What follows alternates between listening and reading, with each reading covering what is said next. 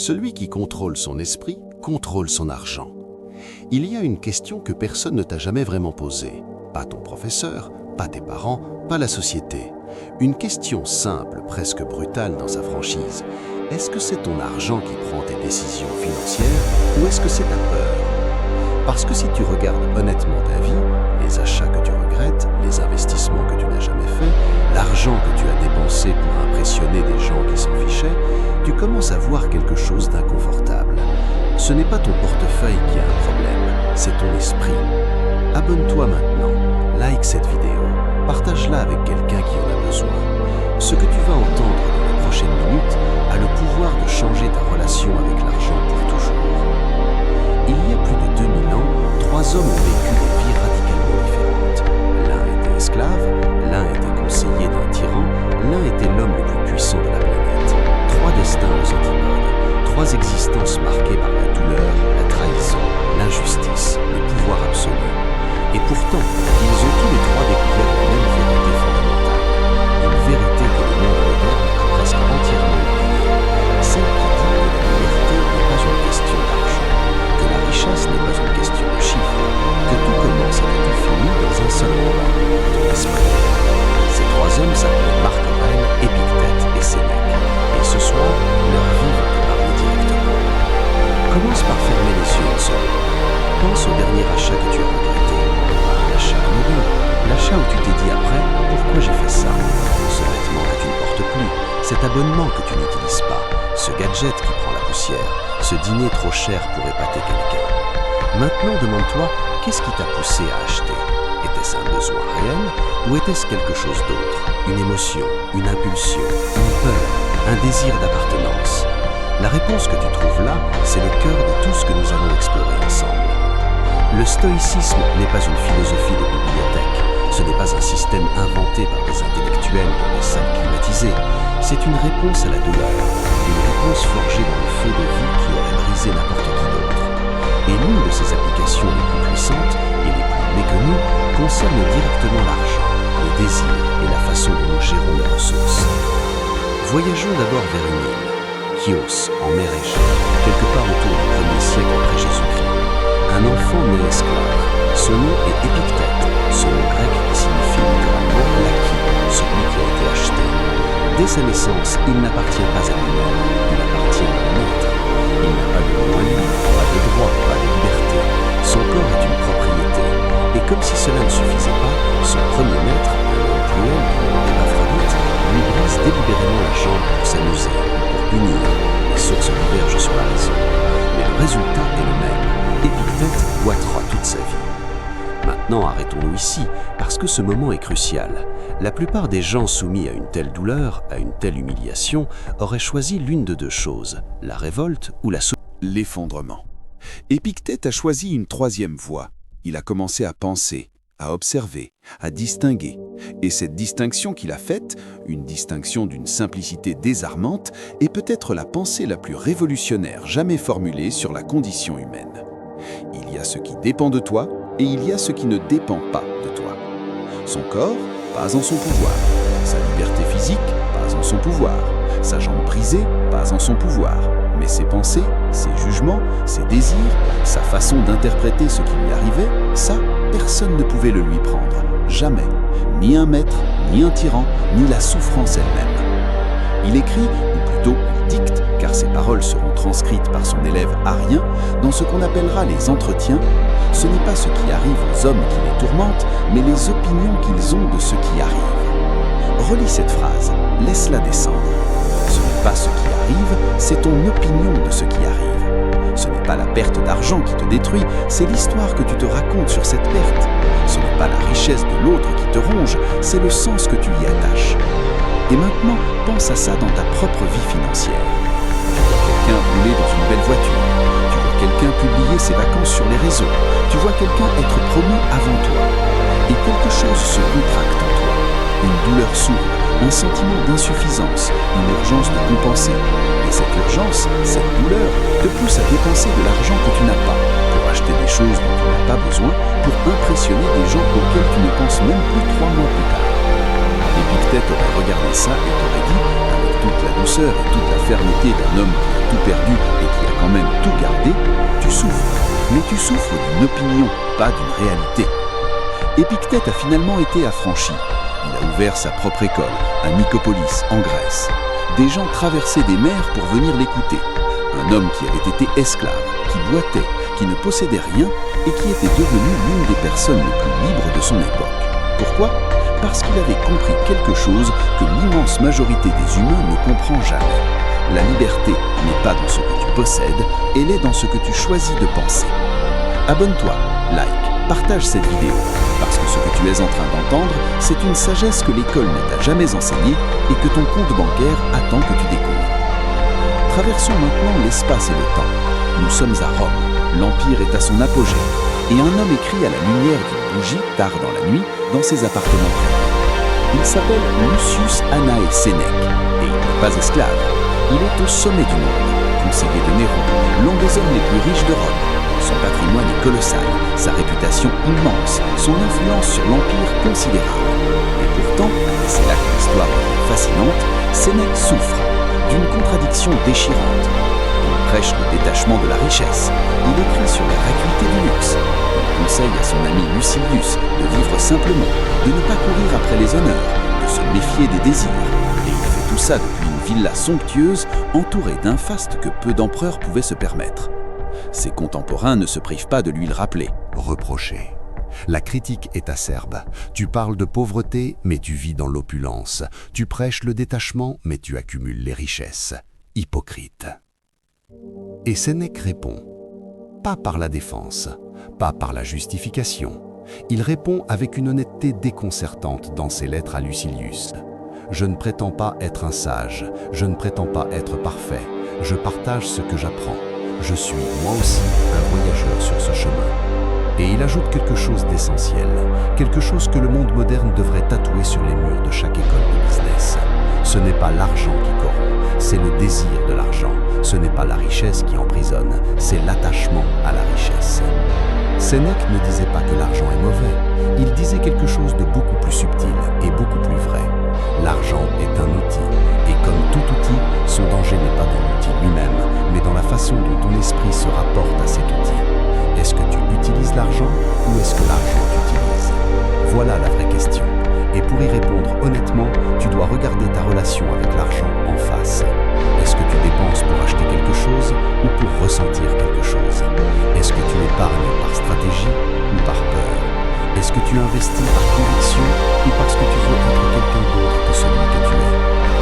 Sénèque avait un exercice qu'il pratiquait lui-même régulièrement malgré sa fortune. Il se privait délibérément. Il passait quelques jours avec la nourriture la plus simple, les vêtements les plus ordinaires, les conditions les plus basiques. Non pas pour se punir, non pas pour jouer à être pauvre, mais pour tester quelque chose, pour vérifier que sa liberté était réelle, pour s'assurer que s'il perdait tout, et dans la Rome de Néron, tout pouvait disparaître en une nuit, il resterait lui-même, intact, debout. Il écrit à Lucilius « Réserve-toi quelques jours au cours desquels tu te contenterais du moins, du plus petit, du plus simple. Et demande-toi alors, est-ce que j'ai peur de ça ? Si oui, cette peur est ton maître. Sinon, tu es libre. » C'est la croyance qui doit être brisée ce soir. Tu crois que plus tu as d'argent, plus tu es libre. Mais Sénèque te dit l'inverse. Et il le dit depuis l'expérience de quelqu'un qui avait tout. La liberté ne vient pas de l'accumulation, elle vient de ton rapport à ce que tu pourrais perdre. La fin de Sénèque est tragique et magnifique à la fois. Néron, qui l'a conseillé, éduqué, guidé pendant des années, finit par lui ordonner de se suicider. Accusé d'un complot, probablement injustement, Sénèque accepte sa mort avec une sérénité qui stupéfie ceux qui sont présents. Il dicte encore des textes, il console ses amis, il reste lui-même jusqu'à la dernière seconde. L'homme qui avait tout perdu avait quand même tout gardé, parce que ce qu'il avait de plus précieux, son âme, sa pensée, sa liberté intérieure, n'avait jamais appartenu à Néron. Et maintenant nous allons vers le troisième homme, le plus inattendu de tous, le plus paradoxal, parce que si Épictète était l'esclave et Sénèque le conseiller riche, le troisième est quelque chose que personne n'aurait imaginé possible, un stoïcien sur le trône du monde. Nous sommes en 161 après Jésus-Christ. Un homme de 40 ans monte sur le trône de l'Empire romain. Il s'appelle Marc Aurèle et il va régner pendant 19 ans sur l'empire le plus puissant de son époque. Ses armées s'étendent de la Bretagne à l'Égypte. Son trésor est incommensurable, son pouvoir absolu. Et pourtant, et c'est là que l'histoire devient bouleversante, il tient un journal intime.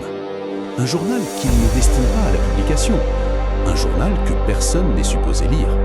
Il l'écrit pour lui-même, dans des camps militaires, sous des tentes, entre deux batailles, par des nuits froides sur les frontières de l'Empire. Ce journal, on l'appellera les Méditations. Et dans ce journal, Marc Aurèle ne parle pas en empereur, il ne donne pas d'ordre, il ne se vante pas, il se questionne, il se corrige, il se rappelle à l'ordre. Il s'écrit à lui-même des choses comme « Tu as encore perdu du temps, tu t'es laissé emporter par une émotion qui ne t'appartient pas. Reviens à ce qui compte, reviens à ce qui dépend de toi. » L'homme le plus puissant du monde, et il passe ses nuits à se rappeler d'être humble, à se rappeler que le pouvoir ne change rien à la nature humaine, à se rappeler que la mort viendra pour lui aussi, et qu'il vaut mieux vivre en accord avec sa nature que de se perdre dans le mirage des titres et des richesses. Marc Aurèle écrit dans les Méditations quelque chose d'une profondeur qui coupe le souffle. La valeur de ce que nous recevons est déterminée par ce que nous donnons en échange. Relis ça. La valeur de ce que nous recevons est déterminée par ce que nous donnons en échange. Pas en argent, en temps, en attention, en énergie, en choix. Ce n'est pas combien tu gagnes qui compte, c'est ce que tu sacrifies pour le gagner, et ce que tu sacrifies pour le dépenser, et ce que tu sacrifies pour le conserver. Il écrit aussi « Nulle part l'homme ne peut trouver un refuge plus calme et plus tranquille que dans son âme ». Une phrase écrite par quelqu'un qui possédait des palais, des centaines de palais, des milliers de serviteurs, des légions entières, et qui dit avec une conviction absolue que le vrai refuge ne se trouve dans aucun de ces endroits. Il se trouve à l'intérieur. Maintenant, arrêtons-nous ici une seconde, parce que je veux que tu sentes le poids de ce que nous sommes en train d'explorer. 3 hommes, 3 époques, 3 conditions de vie radicalement différentes. Un esclave, un millionnaire conseiller, un empereur. Et ils arrivent tous les 3 à la même conclusion, par des chemins différents, à travers des douleurs différentes. La conclusion que l'esprit est le seul territoire qui compte vraiment. Que l'argent, le pouvoir, le statut, ce sont des outils précieux parfois, des outils dangereux souvent, mais des outils, jamais des fins. Et maintenant vient la partie qui concerne directement ta vie, directement tes finances, directement tes décisions. Chaque mauvaise décision financière que tu as jamais prise, je dis bien chaque, est venue d'une perte de contrôle mental. Pensée. L'achat impulsif, tu as vu quelque chose, une émotion a pris le dessus, ta pensée rationnelle s'est éclipsée et tu as cliqué. La peur de rater, tu as entendu parler d'un investissement, une anxiété t'a envahi, tu as suivi la foule sans vraiment comprendre et tu as perdu. La comparaison sociale, tu as vu la vie de quelqu'un d'autre, vraie ou construite pour les réseaux, et un sentiment d'insuffisance t'a poussé à dépenser pour compenser. Dans chaque cas, ce n'est pas ton intelligence qui a pris la décision, c'est une émotion non maîtrisée, non questionnée, non reconnue. Épictète t'aurait dit « Distingue ce qui dépend de toi de ce qui n'en dépend pas ». Le prix de l'immobilier ne dépend pas de toi, l'inflation ne dépend pas de toi, les décisions des banques centrales ne dépendent pas de toi, mais ta réaction face à tout ça, ça dépend de toi, entièrement. Tes choix face à l'incertitude, ça dépend de toi. Ta façon de répondre à la pression sociale, ça dépend de toi. Et c'est là, précisément là, que se joue toute ta liberté financière. Sénèque t'aurait dit « Teste ta relation avec l'argent. Est-ce que tu possèdes ton argent ou est-ce ton argent qui te possède ? Si l'idée de perdre une partie de tes économies te paralyse de terreur, si le simple fait d'imaginer une période de restriction te remplit d'angoisse, alors tu n'es pas libre, tu es prisonnier. Pas prisonnier de la pauvreté, prisonnier de ta dépendance à la sécurité matérielle. Et cette dépendance prend des décisions à ta place, des décisions souvent mauvaises, souvent émotionnelles, souvent coûteuses. Marc Aurèle t'aurait dit « Regarde tes désirs en face, pas pour les condamner, pas pour les supprimer, mais pour les comprendre. Tu veux cette voiture ? Pourquoi ? Tu veux cette maison ? Pourquoi ? Tu veux ce salaire ? Pourquoi ? Si Si la réponse honnête est « parce que ça me ferait me sentir valable, parce que ça me ferait me sentir à la hauteur, parce que ça prouverait quelque chose à quelqu'un », alors tu es en train de chercher dans l'extérieur quelque chose que seul l'intérieur peut donner. Et cette recherche est sans fond, elle coûte cher, elle ne finit jamais. Les stoïciens ne disaient pas de ne pas vouloir, ils ne disaient pas de vivre dans la misère, ils disaient « veux avec lucidité », veux en sachant pourquoi tu veux en sachant que si tu n'obtiens pas, tu resteras entier, veux sans que ton désir ne devienne une prison. Cette distinction entre le désir lucide et le désir compulsif est la frontière entre la liberté financière et l'esclavage financier. Like cette vidéo maintenant, partage-la, abonne-toi à cette chaîne.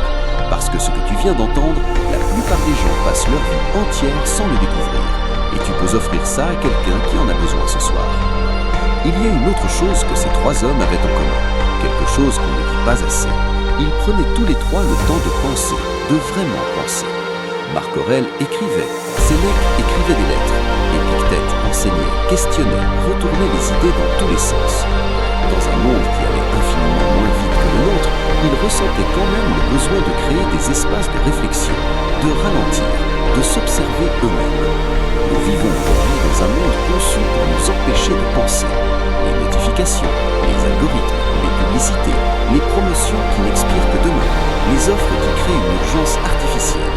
Tout cela est conçu sciemment, méthodiquement, brillamment, pour court-circuiter ta pensée rationnelle et activer tes émotions, pour que tu achètes avant d'avoir pensé, pour que tu cliques avant d'avoir réfléchi, pour que tu dépenses avant d'avoir décidé. Et dans ce monde-là, la discipline mentale n'est plus une vertu philosophique abstraite, c'est une nécessité de survie économique. Pense à ce que Marc Aurèle aurait fait face à Instagram. Pense à ce que Épictète aurait pensé des publicités ciblées.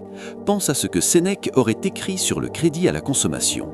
Ils auraient tous vu la même chose, des systèmes conçus pour exploiter tes failles mentales. Transformer tes peurs en profit d'autres, pour monétiser ton manque de maîtrise de toi-même. Et ils auraient tous dit la même chose. Le seul antidote, c'est la conscience. La capacité à observer tes propres réactions avant de les laisser dicter tes actions. Voici ce que la philosophie stoïcienne te demande concrètement dans ta vie financière de tous les jours.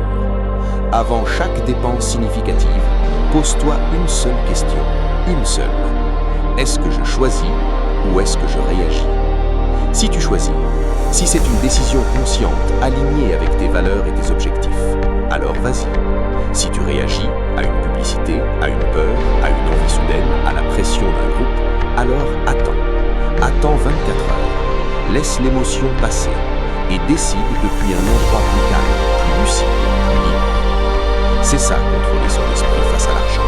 Ce n'est pas une abstraction, c'est une pratique quotidienne, c'est un muscle. Et comme tout muscle, il se développe par l'entraînement, par la répétition, par la discipline douce mais constante de te rappeler encore et encore. Je ne suis pas mes émotions, je les observe. Et depuis cet endroit d'observation, je choisis. Épictète a vécu comme esclave et est mort comme homme libre. Sénèque a vécu entouré de richesses et a appris à s'en détacher. Marc Aurèle a gouverné le monde et a gardé son âme intacte.